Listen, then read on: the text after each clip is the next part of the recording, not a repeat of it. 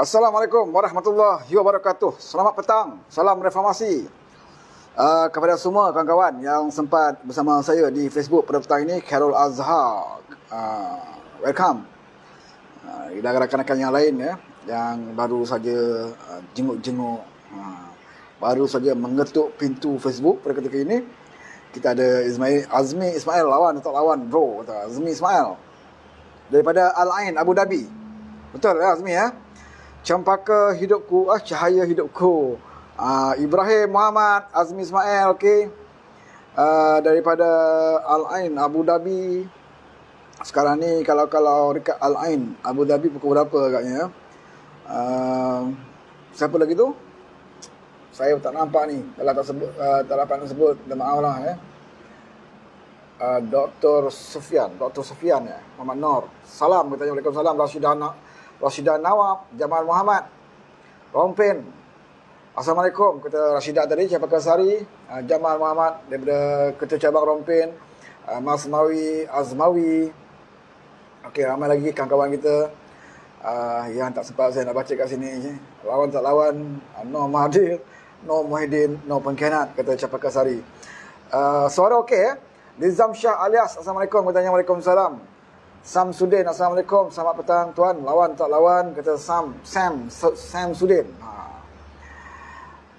Pantai Dalam, saya tak sempat baca. Cipta juga, Syukur Sakri, Samsudin, Azmi Harun.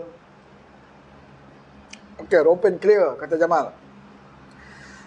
Cabang Rompin sepatutnya meeting hari ini, bukan hari ini, minggu lepas rasanya, ya. Tapi telah pun ditunda. Masa Agung Tahunan di Rompin telah pun ditunda kerana COVID lah, ya. Dinet taraf pada zon merah. Maka Masa Agung Tahunan cabang Rompin telah pun ditunda, dan sekarang ni alhamdulillah katanya telah pun okey. InsyaAllah kata Ketua Cabang Rompin, kemungkinan dalam bulan puasa Masa Agung Tahunan cabang akan diteruskan di Rompin. Masa Agung Tahunan terpaksa juga diadakan ya, kerana pusat telah pun memberikan tarikh sebelum awal Mei. Setiap cabang mesti menyelesaikan Masa Agung Tahunan masing-masing untuk mematuhi perintah yang ditetapkan oleh RS. Jadi bagi cabang di Pahang setakat ini, cabang yang telah pun mengadakan Masa Agung Tahunan masing-masing ada 2 cabang saja, iaitu cabang Kuantan dan juga cabang di Temeloh, ya. Pada minggu lepas, cabang Kuantan telah pun mengadakan Masa Agung Tahunannya yang telah pun diresmikan oleh Yang Berhormat Syed Ibrahim, ya, ahli parlimen daripada Ledang, selaku peresmi di cabang Kuantan. Kemudian di Temeloh juga dihadirkan pada hari yang sama dengan Kuantan pada minggu lepas. 2 cabang saja di Pahang yang telah pun menyelesaikan Masa Agung Tahunan masing-masing. Dan alhamdulillah 2 cabang ini telah pun meluluskan usul sebulat suara, iaitu menolak kerjasama, ya, mendesak Parti Keadilan Rakyat menolak kerjasama dengan Tun Dr. Mahathir Mohamad dan juga partinya. Tak kira parti apa, ya. Sekarang ni katanya Parti Pejuang. Pejuang pun belum diluluskan oleh ROS. Jadi kemungkinan ada parti baru ataupun dia menyertai parti-parti lain, ya. Di mana pun Dr. Mahathir ni pergi, ya, keadilan harus tolak. Ini patutnya kita kena pegang. Kadang-kadang kita buat keputusan tolak Mahathir dalam Parti Pejuang, tapi Mahathir ni bijak, ya. Dia pun pergi ke parti lain, daftar ke parti lain, ataupun dia masuk menyertai parti-parti di dalam Pakatan Harapan. Jadi kalau di mana saja Mahathir pergi, kita mendesak agar keadilan menolak kerjasama dengan Mahathir Mohamad ini, ya. Orang yang presid seperti ini tidak harus bersama di dalam Parti Keadilan Rakyat, ya. Cukup sudah Parti Keadilan Rakyat ini dilukai, dikhianati oleh rakan kita sendiri, oleh timbalan presiden kita sendiri, oleh naib presiden kita sendiri yang diangkat oleh ahli-ahli parti untuk diberikan amanah dan tanggungjawab untuk membantu presiden untuk melaksanakan agenda reformasi. Tetapi orang ini tidak mampu bertahan, ya. Kerana apa mereka tidak mampu bertahan? Kerana mereka ada masalah masing-masing. Mereka tidak ada kekuatan politik, mereka tidak ada keberanian, ketegasan, sebab mereka ada masalah masing-masing. Jadi orang yang ada masalah seperti ini tidak harus berada dalam parti keadilan, lebih baik mereka keluar. Ya? Jadi inilah masalah keadilan hadapi. Ya? Kerana kita mempunyai parti yang begitu terbuka kepada semua, tak kira kaum, tak kira agama, ya, yang sanggup bersama dengan parti ini untuk memperjuangkan dasar yang ada di dalam parti keadilan. Mereka ini diadu-adukan untuk bersama dengan parti keadilan. Tapi kalau mereka tidak mampu bertahan, apabila mereka ditekan, kenapa mereka tak mampu bertahan? Kerana mereka telah pun melakukan sesuatu perkara yang bercanggah dengan prinsip parti keadilan.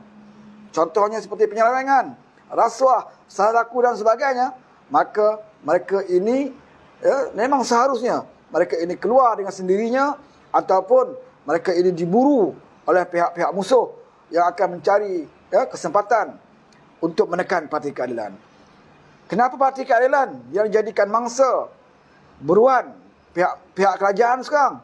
Kerana mereka tahu dalam banyak-banyak parti di negara kita ini, hanya parti keadilan satu-satunya parti yang mempunyai prinsip ketegasan di dalam perjuangan. Anda boleh sebut parti mana? Parti Bersatu. Parti Bersatu sendiri pun tidak ada prinsip bersama dengan kita. Akhirnya mereka tidak mampu untuk mendukung reformasi. Mereka ingin bina kerajaan mereka sendiri dengan secara khianat. Ya. Mana lagi parti? UMNO. UMNO sudah cerita lah. Kita kenal UMNO bukan baru. Berpuluh tahun kita kenal UMNO. Dalam tempoh sekarang inilah kita lihat pemimpin UMNO bercakap seolah-olah seperti kita bercakap. Pemimpin UMNO sekarang ini sudah berani cakap, oh lawan tetap lawan.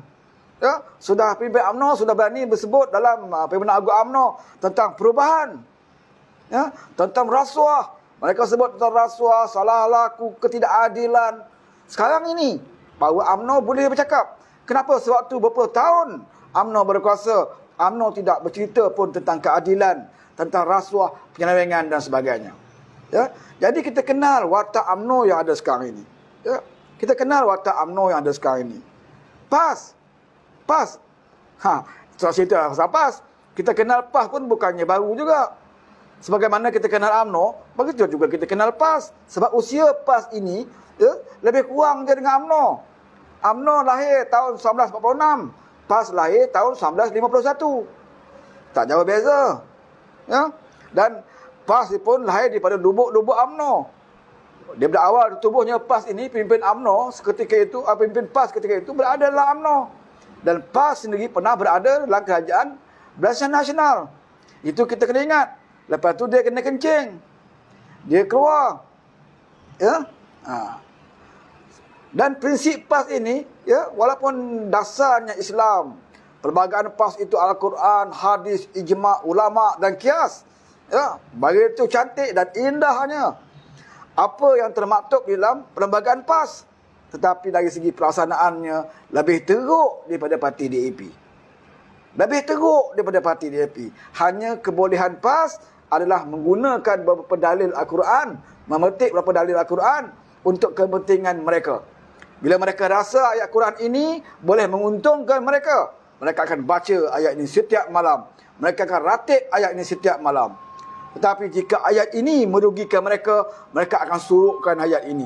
Ya, walaupun ayat itu pernah disuarakan, pernah dilaungkan, pernah dijadikan satu mukadimah dan setiap ucapannya, tetapi apabila ayat ini tidak menguntungkan mereka pada ketika ini, maka mereka tidak akan membaca ayat itu lagi. Ya, wala tarkanu ilal ladzina zalamu fatamassakumun nar. Ya, ayat ini sering berkumandang ketika dahulu. Dalam setiap ceramah PAS, jangan sesekali kamu cenderung kepada orang-orang yang zalim, kelak kamu akan dibakar api neraka. Wahai tuan-tuan sekalian, kata pemimpin PAS, ya, usahakan mengundi UMNO, usahakan mengundi kezaliman, usahakan menyokong pun, bersubhat, bersekongkol pun, kamu akan dibakar api neraka. Itu ucapan pemimpin PAS satu ketika dahulu. Sehingga kita boleh hafal ayat-ayat mereka. Ya? Waktu itu PAS terkenal dengan ayat-ayat yang sedemikian rupa lah. Ya? jangan cenderung kepada kezaliman, kelak dibakar api neraka. Dan UMNO ketika jadi kerajaan, dia guna pula ayat ati'ullah wa ati'ur rasul ulil amri minkum, taat kepada Allah, taat kepada Rasul dan pemerintah di antara kamu. Ini pihak ke UMNO lah. Waktu dia jadi kerajaan, ya, atas member-member masjid, mereka katakan, oh, taat kepada Allah, taat kepada Rasul dan taatlah kepada pemerintah ulil amri. Ini bagi UMNO mempertahankan kuasa mereka. Mereka gunakan ayat ini. Bagi PAS pula, untuk nak cari pengaruh, oh, dia baca ayat. Ya, jangan kamu cenderung kepada orang zalim, kelak kamu dibakar api neraka. Ya, maka dibawalah kisah seorang raja, ya, yang zalim. Jubahnya terkoyak, ya, nak jantar jahit kepada tukang jahit pun tak mau jahit. Sebab bagi tukang jahit ini, kalau jahit jubah raja yang zalim, takut masuk neraka. Jahit jubah koyak pun dulu, tuan-tuan. Seperti di mana juga cerita kisah rampasan kuasa di Perak tahun 2009. Apabila kerajaan Wabi Niza, ya, Menteri Besar Perak, Wabi Niza ni PAS, ahli jawatan kuasa PAS, ya, dalam PRU 2008 kita menang di Perak, maka berlakulah, ya, satu keadaan di mana Pakatan Rakyat nak menentukan siapa Menteri Besar Perak ketika itu. Kerusi yang paling banyak di Perak ketika itu adalah kerusi DAP. Ya, sudah pasti DAP tidak boleh menjadi Menteri Besar sebab majoritinya kaum Cina. Ikut undang-undang tubuh kerajaan negeri Perak, tidak bolehlah orang bangsa Cina itu menjadi Menteri Besar. Maka DAP dikecualikan dalam pemilihan Menteri Besar di Perak. Maka yang tinggal ketika itu PAS dan juga Parti Keadilan. Maka berundinglah dua parti ini. Kalau ikut kedudukan kerusi di Perak ketika itu, Keadilan lebih banyak kerusi berbanding dengan PAS. Tetapi rundingan berlaku, ya, bersama Datuk Seri Anwar Ibrahim ketika itu, ya, dan juga pimpinan-pimpinan PAS, maka mereka merasakan walaupun PAS mempunyai kerusi yang lebih sedikit daripada Keadilan, tetapi PAS ada tokoh yang layak untuk diangkat jadi Menteri Besar, iaitu seorang engineer, iaitu Wabi Datuk Liza Jamaluddin. Ya, memang beliau seorang hebat. Beliau boleh bertutur dengan banyak bahasa, ya, bahasa Cina, banyak bahasa. Difahamkan banyak bahasa. Wabi Niza boleh bertutur, maka dia diangkat sebagai Menteri Besar. Apabila Wabi Niza jadi Menteri Besar, maka UMNO ketika itu memainkan propaganda bahawa kerajaan Perak yang ditabir oleh PAS di bawah Wabi Niza adalah kerajaan boneka, kerana di dalamnya ramai adun-adun daripada DAP. Walaupun Niza Menteri Besar, kata mereka, tetapi Niza ini, ya, adalah boneka saja, dan yang berkuasa sepenuhnya di Perak adalah DAP. Ini propaganda yang dimainkan oleh UMNO sewaktu mereka jadi kerajaan, di mana mereka, ya, menyerang PAS habis-habisan pada ketika itu. Malahan sanggup, ya, beberapa orang wakil rakyat dibeli, ya, melompat keluar, dan akhirnya 3 adun melompat keluar, 2 daripada Keadilan, 1 daripada DAP. Maka kerajaan Perak pun tumbang hasil dari pengkhianatan 3 wakil rakyat ini. Ya, ketika itu PAS tidak menerima, ya, hakikat, mengatakan 3 adun ini keluar maka jatuhlah kerajaan. Sebab apa? Sebab tidak berlaku di dalam Dewan Undangan Negeri. Tidak ada usul undi tidak percaya. Ya? Yang ada berlaku adalah 3 adun ini melompat, buat sidang media bersama dengan Najib, maka mengumumkan menolak, ya, menarik balik sokongan kepada Wabi Niza. Maka proses ini berjalan kemudiannya ke istana, dan sebagai Sultan Perak ketika itu, beliau terpaksa menerima hakikat bahawa apa yang berlaku, ya, di Perak adalah Menteri Besar Wabi Niza tidak lagi mendapat sokongan. Kebijaksanaan Sultan Perak adalah memanggil kedua pihak untuk menunjukkan di mana kamu sebenarnya ada sokongan. Ya, Wabi Niza tidak mempunyai kelebihan untuk membuktikan Wabi Niza ada sokongan, manakala ketika itu Zamri Kadir daripada UMNO telah berjaya mendapatkan 3 sokongan ini daripada pengkhianat ini, maka Zamri Kadir jadi Menteri Besar. Di situ kita tidak boleh persalahkan Sultan Perak. Ya? Sultan Perak dia bukan orang politik. Ya? Dia tidak tahu bagaimana strategi apa yang kamu nak lakukan. Ya? Kalau kamu dapat sokongan banyak, maka kamulah Menteri Besar. Inilah keadilan yang ada pada Sultan Perak. Paling kurang dia dipanggil menghadap kedua-dua pihak dan mendapatkan maklumat kedua pihak. Ya, ini sultan yang terbaik, sultan yang bijaksana, sultan yang disayangi oleh rakyat. Inilah sebenarnya sultan yang sepatutnya berfungsi. Raja-raja sepatutnya berfungsi mendengar kedua pihak. Ya? Ini yang berlaku di Perak. Tetapi pengkhianatan tetap pengkhianatan. Amalan demokrasi membenarkan.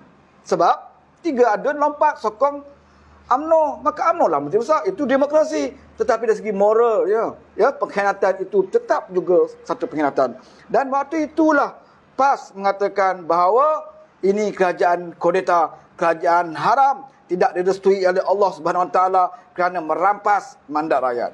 Rakyat Perak berikan kepercayaan kepada Perkataan Rakyat, tetapi UMNO merompaknya mandat ini. Sebab itu PAS tidak berpuas hati, maka berlakulah persidangan di bawah pokok, macam-macam lah, tarik speaker keluar, angkut speaker keluar, macam-macam krisis yang berlaku di Perak ketika itu. Dan keluarlah fatwa-fatwa bahawa Menteri Besar yang makan gaji hasil pengkhianatan ini haram gajinya. Tuhan tidak menghalalkan tindakan merampas mandat rakyat. Macam-macam fatwa keluar oleh para lebay ketika itu. Sebab mereka hilang kuasa. Sebab yang jatuh itu adalah Menteri Besar daripada parti mereka. Ya? Tetapi Allah Maha Kuasa. Allah nak tunjukkan kepada kita rakyat Malaysia, khususnya umat Islam, bahawa parti PAS ini bukan parti yang sebenarnya berpegang kepada apa yang diajar oleh Allah Subhanahu Taala. Bukan sebenarnya parti yang ikhlas memperjuangkan Islam. Mereka hanya memperalatkan Islam dan menjual agama itu untuk kepentingan diri mereka. Dalilnya, apabila PAS sendiri bersekongkol dengan Bersatu, bersekongkol dengan UMNO dan puak-puak lain untuk merampas kerajaan Pakatan Harapan di peringkat pusat. Ini lebih besar dosanya berbanding daripada jatuhnya sebuah kerajaan negeri di Perak. Ya, kerana berapa juta rakyat yang memberikan mandat kepada kerajaan Pakatan Harapan di peringkat pusat berbanding dengan berapa ratus ribu ataupun 1 juta, saya ingat ratus ribu di Perak yang memberikan mandat kepada Webiniza ketika itu. Ya, di mana maruah PAS? Di mana apa yang PAS nak jawab? Ya, apa jawapan PAS? PAS kata kita terpaksa lakukan, kita terpaksa bersekongkol dengan puak-puak pengkhianat merampas mandat rakyat ini kerana nak selamatkan kerajaan yang kononnya Pakatan Harapan itu adalah kerajaan yang dikawal oleh DAP. Ini jawapan PAS. Kita nak selamatkan kerajaan ini daripada DAP. Ini jawapan PAS. Ya? Betulkah itu jawapan dia? Betulkah itu hakikatnya? Kalau betul itu hakikatnya, kenapa di Perak? Ya? Kenapa di Perak kamu mengiktiraf Wabi Nizar sebagai Menteri Besar, sedangkan dalam DUN di Perak itu DAP yang kontrol. DAP yang kontrol. Kenapa boleh? Kamu Menteri Besar, DUN Perak, DAP yang lebih ramai. Kenapa ketika itu tidak keluar hukum ini? Kenapa waktu kamu nak rampas kuasa di pusat, timbul masalah DAP? Sedangkan dalam Kabinet Pakatan Harapan, majoritinya Melayu, majoritinya Islam dalam Kabinet Pakatan Harapan. Saudara boleh kira sendiri. Menteri timbalan menteri, keseluruhannya dalam masyarakat Kabinet Pakatan Harapan itu Melayu dan Islam. Begitu juga di Perak, ya, walaupun Nizam Menteri Besar, bilangan ESCO-nya, ya, yang menentukan dasar kerajaan negeri adalah Melayu dan Islam.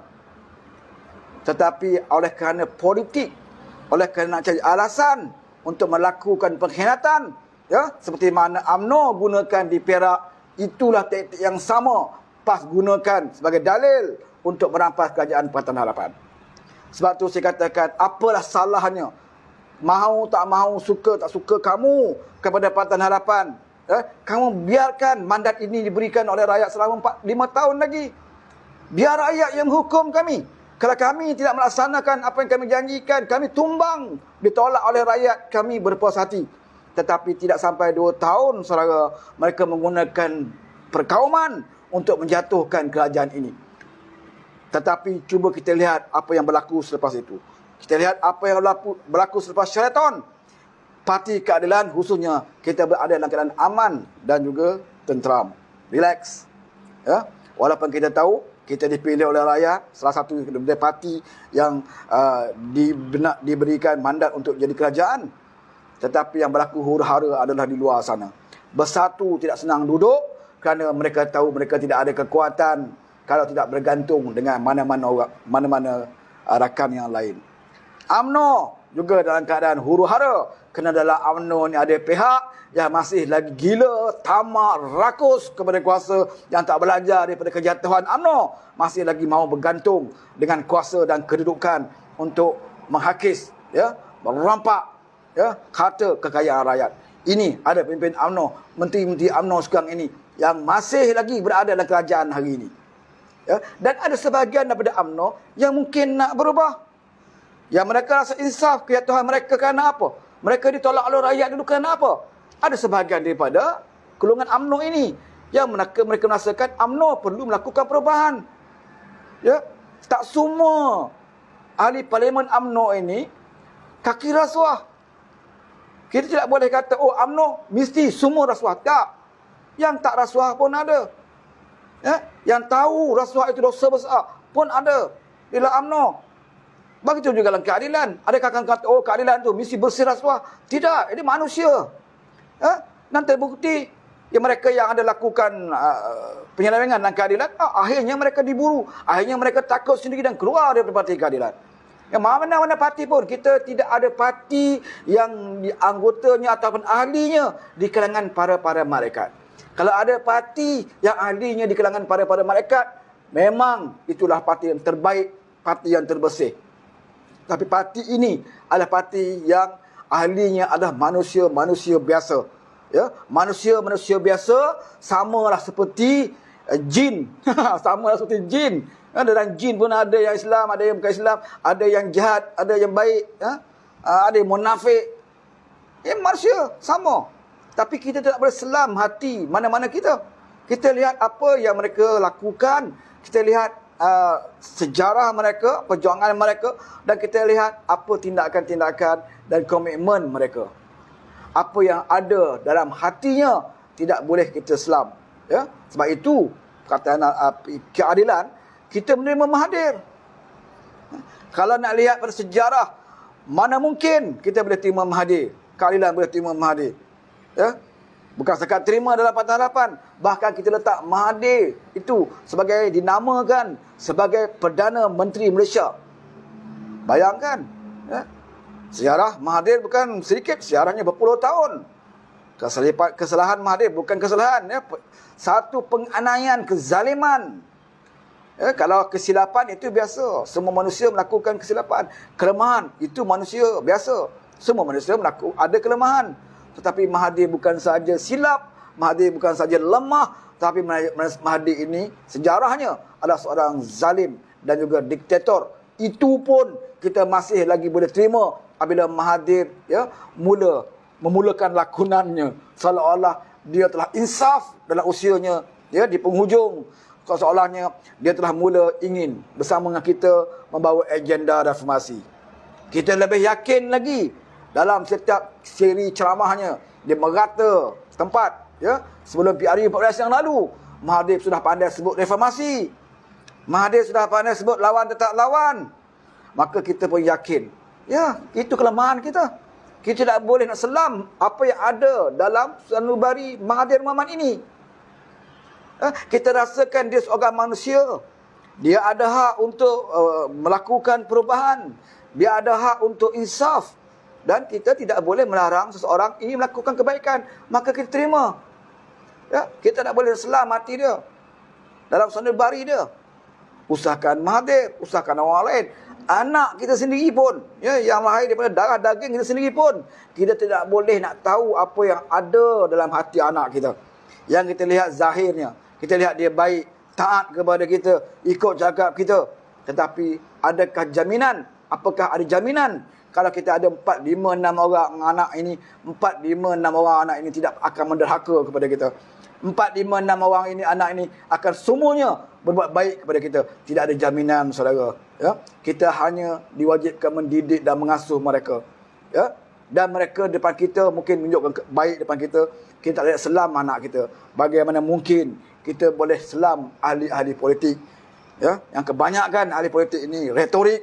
Kebanyakan ahli politik ini suka berdrama, lakonan dan sebagainya. Ya? Tapi inilah yang terpaksa kita lalui. Inilah yang terpaksa Anwar lalui. Sebab itu Anwar ini seorang yang orang kata pemaaf tahap dewa. Dia ambil kesempatan oleh rakan-rakannya. Dan yang mengzalimi, menganiaya Anwar ni, yang terlibat dalam fitnah terhadap beliau, bukan orang lain, orang yang hampir dengan beliau. Ya, kalau dulu kes dulu, bekas pemandu dia. Kes kedua adalah orang pejabat dia. Ya, orang yang hampir. Tapi adakah kita nak salahkan Anwar Ibrahim? Anwar Ibrahim bukan maksum. Anwar Ibrahim bukan Nabi yang boleh selam, boleh tahu apa yang ada dalam hati seseorang. Tapi beliau telah berusaha. Ya, telah berusaha mencari seseorang untuk membantunya dan yakin pada seseorang, percaya kepada seseorang. Ya, begitu juga dengan kita. Kita bahkan tahu satu hari dulu sahabat sebelah kita sekarang ini berjuang bersama kita, mungkin besok lusa dia jadi pengkhianat. Siapa sangka Azmin Ali, orang yang bersama reformasi 98-99, walaupun bukan reformasi yang hebat sangatlah pun, tapi namanya wujud tahun 98-99, namanya orang kenal. Akhirnya khianat. Ya. Siapa sangka YB Saifuddin Abdullah, ahli Parlimen Indra Mahkota, yang dulu dalam UMNO, kita respect dia dalam UMNO. Suatu beliau jadi timbalan Menteri Pengajian Tinggi. Kita lihat dalam perdebatan, dalam forum, beliau bercakap seolah-olah, oh inilah salah seorang pemimpin UMNO yang berani bercakap benar. Ya, yang hebat, ada keberanian. Kemudian dia masuk dalam keadilan, kita terima, kita alu-alukan, kita sanjung beliau. Dan beliau dalam ucapan sentiasa memuji Datuk Seri Anwar Ibrahim. Dan akhirnya sampai ke peringkat parti meletakkan dia, Saifuddin Abdullah ini bertanding di Parlimen Indra Mahkota, tempat yang paling selesa di negeri Pahang. Negeri Pahang ni memang susah, saudara. Saya padangkan mana-mana pengadesah politik, ya, kalaulah negeri-negeri lain dapat ditawan oleh Pakatan Harapan, Pahang adalah negeri yang terakhir mungkin akan dapat ditawan. Ya, kita mungkin boleh menambah kerusi, tapi untuk tawan negeri Pahang mungkin negeri yang terakhir yang mungkin dapat ditawan oleh Pakatan Harapan. Punya susahnya negeri Pahang yang begitu luas kawasannya, ada 14 parlimen. Ya. Dan semua kawasan parlimen itu adalah orang-orang Felda. Kecuali 2 parlimen, Indra Mahkota dan Parlimen Kuantan yang tidak ada Felda. Yang lain semua Felda. Bayangkan kita nak berdepan dengan orang Felda. Daripada dulu lagi. Tapi akhirnya dalam komitmen kita, ya, persafakatan kita bersama dengan rakan-rakan, kita akhirnya menang. Dan walaupun tidak dapat merampas kursi Felda di negeri Pahang, tetapi beberapa kursi Felda di negeri lain berjaya kita rampas. Sebab warga Felda ketika itu yakin bahawa kerajaan Pakatan Harapan akan melaksanakan janji-janji dalam manifesto, khususnya berkaitan dengan isu Felda. Itu saja. Apakah kamu ingat warga Felda menyokong kita kerana Mahathir Mohamad? Ya? Kerana Mahathir Mohamad? Nah, dia percaya kepada Pakatan Harapan kerana kita ada manifesto. Manifesto ini kita gariskan bersama. Kita tanda tangani bersama termasuk Mahathir Mohamad. Ya? Bukan kemenangan kita kerana Mahathir. Parti dia sendiri pun ada 13 parlimen saja yang menang. Parti Bersatu kita berikan bertanding dalam PH 53 kursi, 52 salah saya. Parlimen yang ditandingi oleh Parti Bersatu. Hanya menang 13 kursi. Itu pun beberapa kursi yang campuran. Ya, apa hebat sangat Mahathir? Tak hebat. Tetapi kita dalam Pakatan Harapan ni, saya katakan memang tak tahulah parti mana lagi dalam Malaysia ni yang ada persepakatan yang sedemikian sejujur di dalam Pakatan Harapan. Kita janji kita tunaikan. Dan di kalangan kita pun, walaupun kita tahu Mahathir partinya hanya 13 kursi, tapi kita ada janji dia Perdana Menteri, maka kita angkat dia Perdana Menteri. Walaupun Kak Wan ditawarkan sebagai Perdana Menteri oleh Kebawah Duli Pertuan Agong, Kak Wan menyatakan bahawa beliau tidak boleh menerima jawatan Perdana Menteri sebab dijanjikan Perdana Menteri itu adalah Mahathir. Ya. Begitu sekali kita menjaga perjanjian kita, ya, dengan rakan-rakan kita. Ini yang kita lakukan. Tapi sejarah PAS, ya, PAS ini, mana-mana tempat pun dia campur, memang dia tak akan boleh tahan lama. Dia berada dalam Pakatan Rakyat. Bukan Pakatan Rakyat yang buang PAS. Saudara-saudara kena ingat, ya, bukan Pakatan Rakyat yang buang PAS, tetapi PAS yang bawa diri keluar daripada Pakatan Rakyat. Ya, cari alasan, cari alasan tak suka pada DAP. Kenapa? DAP menentang hudud, DAP menentang RU325, Pompang, salahkan DAP. Maka ini alasan pertama, menjauhkan, menolak hubungan dengan DAP. Kemudian tak puas hati lagi, cari pula masalah dengan keadilan. Hentikan kerjasama dengan keadilan. Maka umumkan keluar, PAS keluar daripada Pakatan Rakyat. Tetapi di Selangor, exco-nya masih kekal di Selangor. Sebab apa? Sebab si Kitul, Menteri Besar ketika itu. Si Kitul memang baik dengan PAS, sebab si Kitul mahukan sokongan PAS. Pakatan Rakyat ditinggalkan oleh PAS, tetapi di Selangor, exco-nya tebal muka. Sepatutnya bila muktamar PAS mengumumkan bahawa PAS keluar dari Pakatan Rakyat, sepatutnya exco ni faham sendirilah. Kan? Sebab Selangor negeri di bawah Pakatan Rakyat. Menteri Besarnya ada Timbalan Presiden Keadilan. Sepatutnya exco ini undur. Tetapi saudara, bukan senang nak undur daripada kursi empuk, pejabat berhawa dingin, kereta-kereta yang mewah, walaupun lebay sekalipun. Bila berada di kursi empuk, bukan senang nak suruh lebay ni bangun, seperti ponggongnya melekat terus di kursi empuk. Seperti berlaku dalam kerajaan PN sekarang ni lah. Usahlah UMNO merayu-rayu dan Perhimpunan Agong UMNO, oh marilah wahai PAS, kita kembali bersama muafakat nasional, kita bentuk, jangan tidak terlewat lagi untuk kembali ke pangkal jalan. Nizam Ahmedi merayu-rayu depan Haji Hadi, dalam Perhimpunan Agong UMNO. Apa jawapan Haji Hadi hari ni? Dia kata kami masih lagi tegas untuk bersama dengan Perikatan Nasional, kerana inilah parti Melayu, inilah parti yang kita yang akan membela nasib rakyat. PAS akan bersama dengan Bersatu, kerana Bersatu inilah parti yang terbaik, parti yang menepati ciri-ciri Islam, parti yang akan membela nasib rakyat. Haji Hadi lupa bahawa pemimpin Bersatu yang ada itulah pemimpin yang kamu kata dalam PH tu hancing. Muhyiddin Yassin itulah Muhyiddin yang berada dalam Pakatan Harapan. Azmin Ali Semurid itulah yang berada dalam kerajaan Pakatan Harapan. Yang kamu dulu kata kerajaan PH ini ada orang semburit, kami tak bersekongkol dengan orang semburit moral. Ini orang yang sama berada dalam kerajaan Pakatan Harapan. Zuraida Kamarudin dalam kerajaan PH dulu, sekarang dalam kerajaan Pakatan Nasional sekarang ini. Majoritinya orang khianat dalam PH berada dalam kerajaan Perikatan Nasional sekarang ini, yang Haji Hadi kata inilah kerajaan yang ciri-ciri Islam ada pada mereka. Muhyiddin ada ciri Islam. Azmin ada ciri-ciri Islam. Zuraida Kamarudin ada ciri-ciri Islam. Rina Harun ada ciri-ciri Islam. Di mana pandangan Haji Hadi? Lebih baik kamu mengaku saja bahawa kamu terpaksa sokong Bersatu Muhyiddin, kerana Muhyiddin sekarang ini Perdana Menteri. Berterus terang, apa masalahnya? Kami PAS nak jadi kerajaan, memang tak akan jadi kerajaan sampai kiamat. Maka salah satu sebab kami sokong kerajaan Perikatan Nasional, sebab kami dapat jadi menteri. Kalau tidak usah mimpi dah jadi menteri. Haji Hadi jadi Menteri Besar Terengganu pun satu penggal, ditolak oleh orang Terengganu. Sebab tidak boleh mentadbir negeri Terengganu. Apa yang Haji Hadi buat semenjak menjadi Menteri Besar Terengganu selain daripada kunci sekolah tadika kemas. Sebab itu Haji Hadi hanya letak oleh Muhyiddin, walaupun dia Presiden PAS, orang lama dalam PAS, ahli parlimen yang berpenggal-penggal, tak pernah kalah di Marang. Pernah kalah dululah, tapi kebelakangan ini tak pernah kalah di Marang, di Rusila dan sebagainya, di Rurendang dan sebagainya. Walaupun berpenggal-penggal, tapi Muhyiddin hanya letak Haji Hadi sebagai duta khas di Timur Tengah, tetapi berada di Marang. Bukan ada di tengah. Duta khas Timur Tengah, tapi berada di tepi. Tepi. Bila Muhyiddin pergi negara Arab, tak bawa Haji Hadi. Pergi ke Arab Saudi, tak bawa Haji Hadi.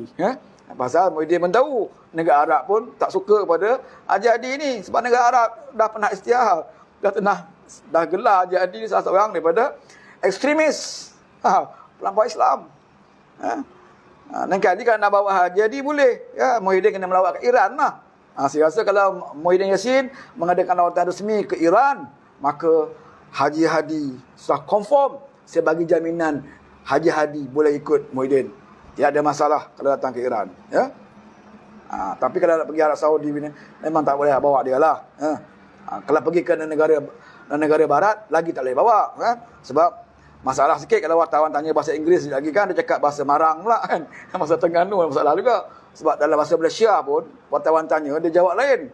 Bayangkanlah kalau CNN tanya dia, Al Jazeera tanya dia, saya rasa, berpeluh juga kan dalam jubah tu. Ni masalah PAS. Hari ni dia bagi kenyataan, dia terpaksa sokong. Kalau UMNO tak nak bersama dengan dia dalam mufakat pun tidak masalah dia tu. Dia terpaksa sokong kerajaan yang ada sekarang ini. Ini style lebay. Dia akan sokong siapa yang pegang kuasa. Bukti dia, waktu kita PH Menentah dulu, yang berikrar sokong Mahathir siapa? Kalau tidak lebay. Kita akan sokong Mahathir Mohamad sehingga PRU 15. Sebab apa? Mahathir jadi Perdana Menteri. Sebelum kita menang, macam-macam dia duk kata kat Mahathir. Oh, Mahathir ni orang tua dah nyanyok, dah tua-tua dah jadi Perdana Menteri. Mahathir tak layak jadi Perdana Menteri. Mahathir ni hanya layak menjadi doktor klinik satu Malaysia. Kita masih ingat. PAS kata kat Mahathir ni. Tapi bila PH berjaya bentuk kerajaan, Mahathir jadi Perdana Menteri, orang pertama ketuk pintu pejabat Perdana Menteri adalah Haji Hadi Awang. Dan 2-3 ekor yang lain ikut. Sengih macam kerang busuk, dapatlah royalty. Kan? Dalam kajian UMNO tu, tak merasa royalty. PH Menentah dapat royalty. Itu pun lebay kata kerajaan PH ini dikawal oleh DAP. Kerajaan PH ini banyak melaksanakan agenda bukan Islam. Masa timbul LGBT, timbul pasal pemandu mabuk, judi, arak, macam-macam lah. Masa tu lebay. Masa kerja kerajaan. Kan?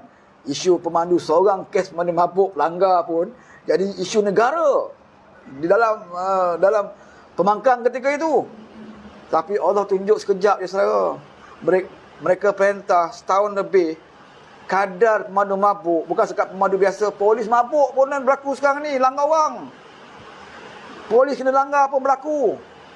Dan kesnya berganda-ganda berbanding daripada zaman PH dan tempoh yang sama. Kes pemandu mabuk, apa yang berlaku? Ada kedai kilang arak tutup. Kalau zaman kita di Bising suruh tutup kilang arak. Sekarang ni kuasa di tangan mereka. Mana kilang arak tutup? Mana kedai arak tutup? Tak berlaku sama. Yang bezanya, kes waktu kita kurang, kes waktu mereka banyak. Itu saja beza dia. Sama juga dengan judi. Masa kita memerintah, oh bukan main, cerita pasal judi. Pak lebai bacalah ayat Quran tentang judi. Bila mereka merintah, zaman PH merintah, kita memang kita hapuskan judi sepenuhnya. Tetapi kita kurangkan. Daripada zaman Najib dulu, 22 cabutan setahun, kita jadikan 12 kali pertama kita kurangkan. 12 kali. Kemudian Leng Goeng kurangkan lagi 12. Leng Goeng ni Cina, bukan Islam. Jangan katakan Leng Goeng ni pula daripada Abim dan sebagainya. Leng Goeng ni Cina. Dia kurangkan daripada 12 kepada 8 kali setahun cabutan. Zaman PH, yang Haji kata dikawal oleh DAP ni, kebanyakan lesen-lesen judi ni kebanyakan kaum Cina yang jadi tokeh. Tapi apa masalahnya Leng Goeng kurangkan daripada 12 kepada 8. Balik kepada zaman Melayu Islam yang disokong oleh lebay-lebay ini daripada 8 kali cabutan kembali kepada 22 kali. Hebat? Inikah dikatakan kerajaan Melayu Islam yang pada Haji Hadi ini wajib dipertahankan sampai sanggup tinggalkan rakan dia Muafakat Nasional UMNO. Saya bukan nak sokong UMNO, tapi saya simpati dengan UMNO. Dalam beberapa PRK yang lalu memang ada kekuatan mereka UMNO dengan PAS ini, dan mereka menyangkakan kekuatan ini akan berkekalan sampai PRU yang akan datang. Tetapi UMNO tak kenal PAS seperti mana kita kenal PAS. PAS hanya mahukan kenikmatan sementara. Kenikmatan sementara. Dapat jadi menteri walaupun dia tahu pihak yang akan datang bersatu memang tidak boleh. Bersatu tidak tempat nak bertanding pun. Bersatu tidak ada akar umbi di mana-mana pun. Tidak ada masalah bagi PAS. Sebab dia nak tompang sebab tu bersatu. Jadi Perdana Menterinya berkuasa sekarang ini. Percayalah saudara, bila bubar saja parlimen nanti, PAS akan terhege-hege, akan melutut kepada UMNO pada semula. Dia akan tinggalkan pula bersatu. Ni panggil PAS. Pasal bila bubar parlimen, bersatu, Perdana Menteri tidak ada kuasa. Kabinet terbubar. Di ketika itu, PAS kata dia akan pergi kepada mana parti yang boleh bagi dia menang lagi. Dia akan pergi kepada UMNO. Percayalah saudara. Dia tidak akan bergabung dengan bersatu. Sekarang ni dia tolak UMNO sebab dia nak pergi kepada bersatu. Bila bubar parlimen, dia akan pergi kepada UMNO. Dia bawa satu ayat lagi. Dia carilah mana-mana hadis kat Quran dia akan baca. Inilah pentingnya perpaduan orang Melayu naklah bersatu padu dalam satu jemaah, jangan kita hancurkan jemaah Islam. Dia akan keluar ayat tu. Kan? Dia akan pakai jubah balik semula dan dia akan berpeluk-peluk balik semula dengan Zaid Amidi. Dia akan berpeluk semula dengan Najib. Inilah penyatuan ummah. Maka berlinanglah air mata lebay-lebay ini bersama dengan pemimpin-pemimpin UMNO seperti mana mereka di dalam PBTC dulu. Suatu mereka menandatangani Mufakat Nasional, maka lebay-lebay apa mengalir air mata ya. Yang bertakbir-takbir pun meneleh air mata. Tidak pernah diimpikan penyatuan sedemikian rupa. Siapa mana mungkin parti PAS boleh bersatu dengan UMNO. Ini sejarah yang amat gemilang. Dia akan kembali berulang. Sekarang ni UMNO dipinggirkan. Sebab apa UMNO dipinggirkan? Sebab UMNO sendiri pun menolak bersatu. Sedangkan PAS tidak boleh menolak bersatu. Kalau tolak bersatu, kena letak jawatan. Tidak boleh jadi menteri. Tidak boleh jadi duta khas lagi. Makan gaji buta. Ya, Tan Mentor Aman hilang kereta resminya. Tan Mentor Aman hilang bodyguard. Tan Mentor Aman hilang allowance-nya. Ya? Walaupun alam sekitar apa. Sekat ini setahun dah apa dasar alam sekitar yang dikeluarkan oleh Tuan Mentor Aman. Haji Hadi, apa kenyataan resmi dia setahun lebih? Jadi kajian, apa kenyataan resmi dia tentang hubungan negara-negara di Timur Tengah? Ya? Kalau tanya dia negara di Timur Tengah yang berperang sekarang ni pun dia pun tak tahu. Kalau tanya dia di lautan mana banyak sotong, mungkin dia tahulah. Mungkin dia mahir di situ. Kelebihan dia kat situ. Kalau tanya Tuan Ibrahim Tuan Aman, cerita pasal apa?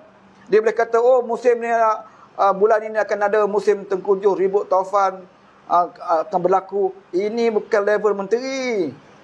Nak cerita pasal cuaca, bagi pengarah Jabatan Kaji Cuaca saja sebut. Bukan kamu sebagai menteri buat sidang media mengatakan bulan ini akan berlaku ribut di kawasan. Ni apa ni?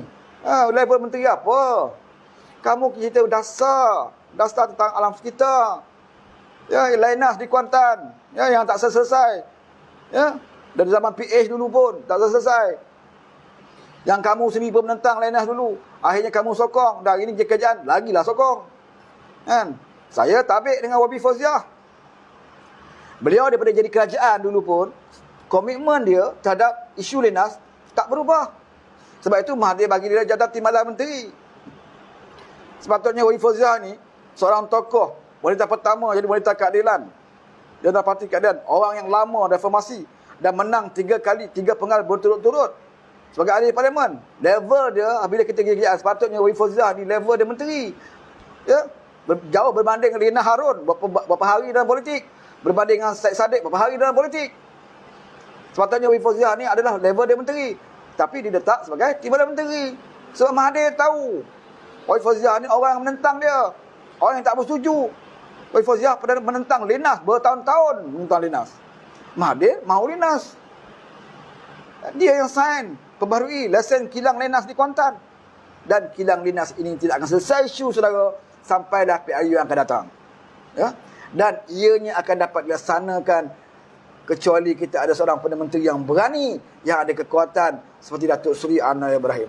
Isu Felda mesti ada seorang pemimpin Perdana Menteri yang jujur dan berani untuk melaksanakan reformasi untuk mengatasi masalah isu-isu di Felda. Ya, sebab itu tak heran kalau kita lihat Mazlan Aliman ya sekarang ini macam menjauhkan diri ya hinggakan keluar daripada AJK Amanah sendiri pun. Bukan kerana dia marah kepada Amanah. Mungkin dia kecewa sebab dia dakwah dipergunakan oleh Mahathir sebelum PRU 14 yang lalu. Merata kawasan Felda dibawa diseret Mazlan Aliman ini untuk bercerita tentang isu-isu Felda. Maka Mazlan Aliman salah seorang yang mendraft manifesto tentang FGV dan sebagainya, tentang hutang-hutang warga Felda. Beliau bertanggungjawab. Ya. Mana beliau nak tak muka bila kerajaan PH perintah 1 sen pun hutang Felda gagal kita hapuskan. Ya. Kenapa? Kerana menteri yang bertanggungjawab adalah menteri yang ada sekarang ini, Azmin Ali. Sebab tu saya katakan 22 bulan yang lalu, itu bukan kerajaan yang sebenar yang kita katakan kerajaan Pakatan Harapan. Yang kita impi-impikan itu adalah kerajaan Mahathir Mohamad bersama dengan Sikitul dan juga pengkhianat-pengkhianat yang sekarang ini membentuk kerajaan tanpa mandat rakyat ini. Kita tidak mendapat kerajaan yang benar-benar tulen.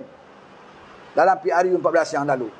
Dan kerajaan yang benar-benar tulen itu, insya-Allah kalau kita usahakan PRU yang ke-15, kita tidak ada segan silu, kita menamakan Anwar Ibrahim adalah Perdana Menteri yang kita nak bawa dalam PRU yang ke-15 akan datang.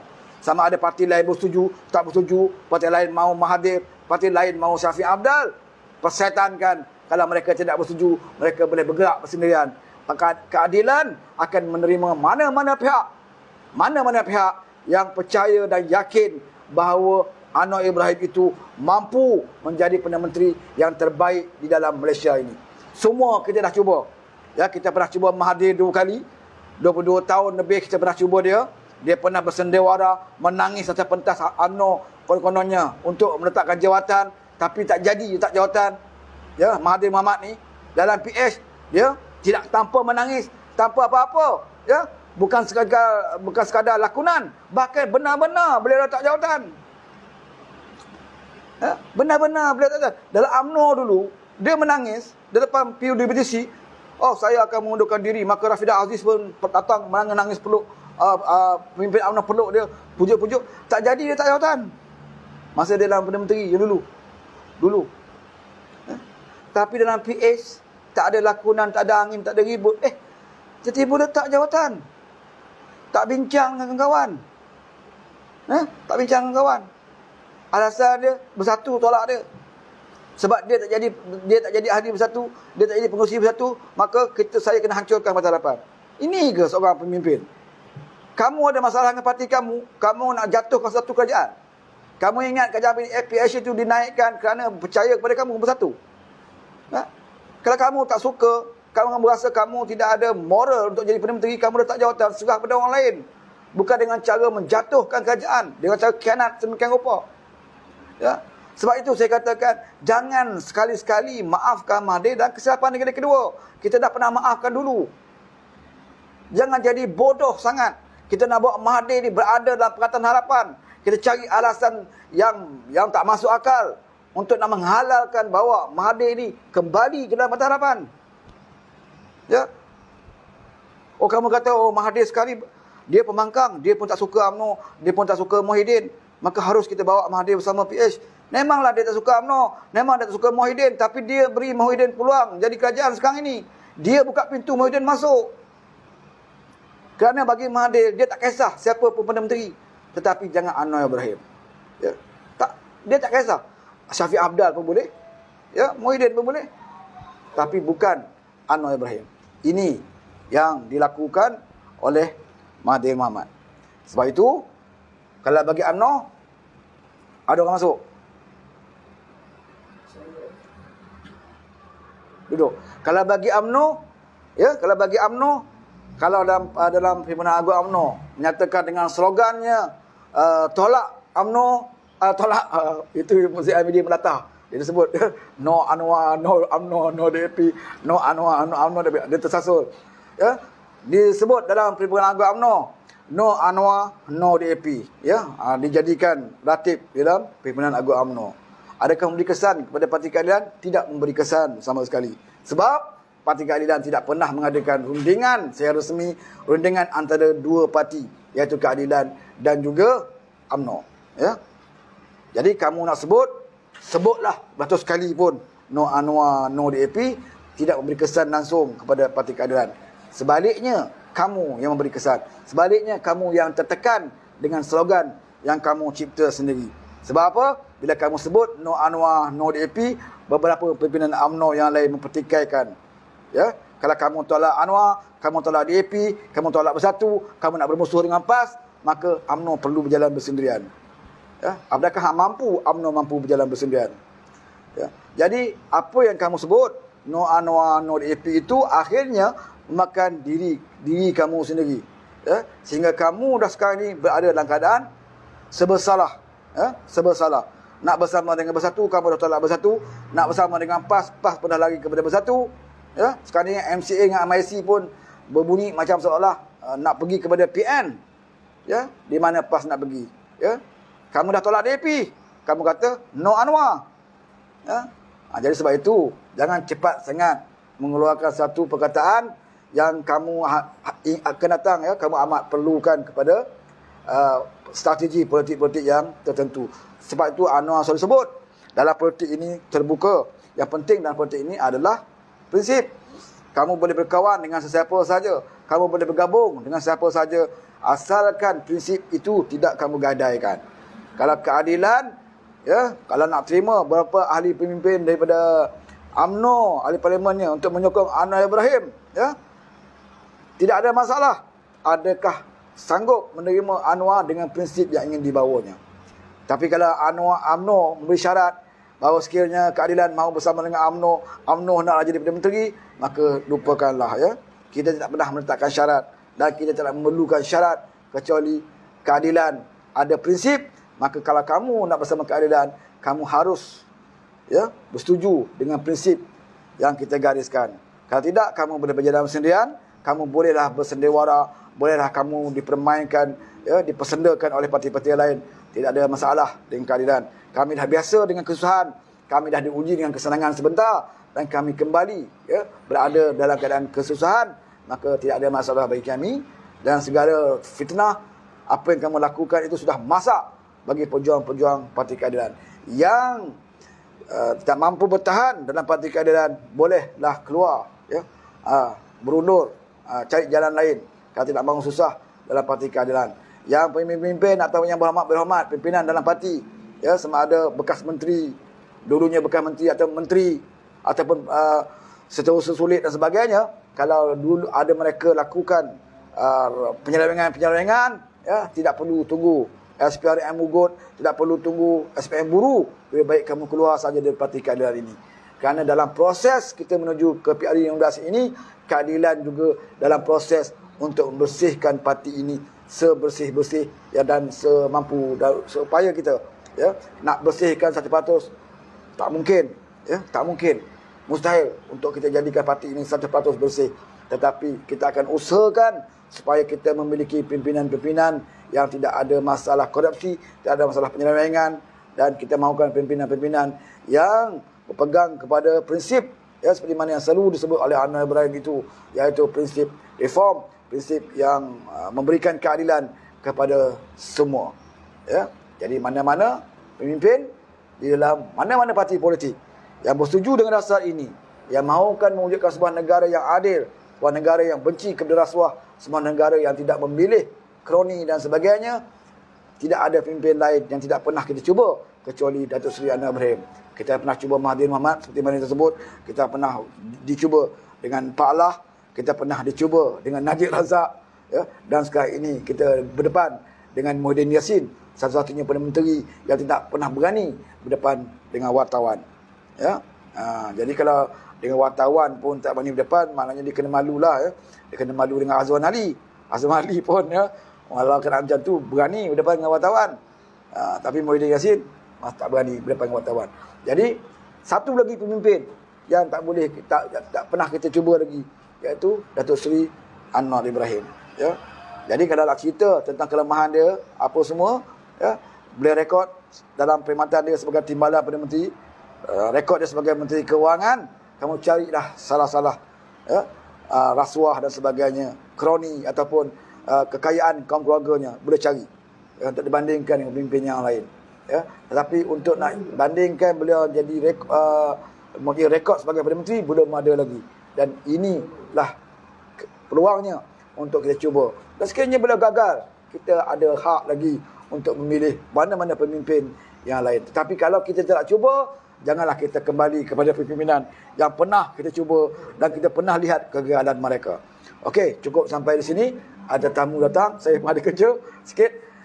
Semua akhirnya saya nak bagi tahu, nak ingatkan balik, terutamanya bagi warga keadilan di cabang Paya Besar, ya, di bawah keluaran saya selaku Ketua Cabang di Paya Besar, saya ingatkan kembali pada hari Ahad ini, ya, Ahad ini pada 4 April kami akan mengadakan Mesyuarat Agung Tahunan Cabang bermula pada jam 3 petang, dan sebelum itu pukul 2 petang Mesyuarat Agung Tahunan Wanita Cabang akan diadakan, ya. Pukul 3 petang Mesyuarat Cabang Paya Besar akan diadakan di Pejabat Cabang di Batu 11 Jalan Gambang, Kuantan, di Taman Sri Mahkota Aman.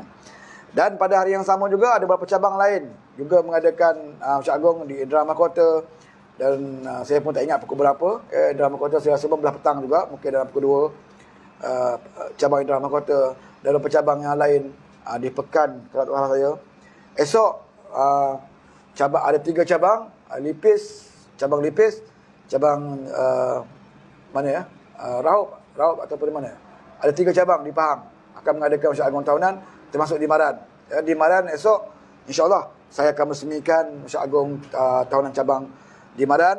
Jadi mana-mana ada cabang di cabang yang berkaitan yang tahu tentang maklumat Masjid Agung ini dijemput hadir untuk menghadiri Masjid Agung tahunan ini. Kerana kalau kamu lambat, kemungkinan kamu tidak boleh mintainya. Kerana pada kali ini kita tak buka pada semua sebab arahan dikeluarkan dalam PKP ini SOP-nya ada dihadkan kehadiran mencukupi korum-korum yang ditentukan saja. Jadi elok dah datang awal untuk berdaftar lebih awal dan boleh hadir dalam mesyuarat. Dan yang paling penting, setiap cabang bukan saja di Pahang tetapi di seluruh Malaysia. Sekali lagi saya seru, jangan lupa tulis dalam diary, takut terlupa, bawa usul dalam mesyuarat agung tahunan cabang masing-masing. Usul nak dibawa untuk diluluskan oleh cabang, iaitu usul mendesak Parti Keadilan Rakyat menolak sebarang kerjasama dengan Mahathir Mohamad dan partinya. Itu usul yang penting supaya kita mendapat 2/3 ataupun 1/3 daripada cabang seluruh Malaysia meluluskan usul ini agar dapat dibahaskan di Kongres dan akhirnya Parti Membuat Keadilan di peringkat pusat akhirnya akan membuat keputusan yang jelas dan tepat untuk kita menolak Mahathir Mohamad dan parti yang disertainya. Ini penting. Kita tak perlu kita nak bercakap di media sosial, tak perlu kita nak bising-bising di kedai-kedai kopi, tetapi kita tidak bawa suara ini di peringkat yang resmi, di peringkat akar umbi, di peringkat resmi, di peringkat cabang untuk diangkat di peringkat pimpinan. Jadi kita nak bawa kerana ini isu penting dan jadi agenda penting, iaitu kita naklah menolak Mahathir Mohamad di dalam bukan keadilan, menolak kerjasama dengan Mahathir Mohamad. Bahkan kita juga minta keadilan tidak menerima Mahathir Mohamad ini di dalam Perkataan Harapan itu sendiri. Okey, cukup sampai di sini. InsyaAllah kalau ada masa terluang kita akan bersama di lain masa. Assalamualaikum warahmatullahi wabarakatuh.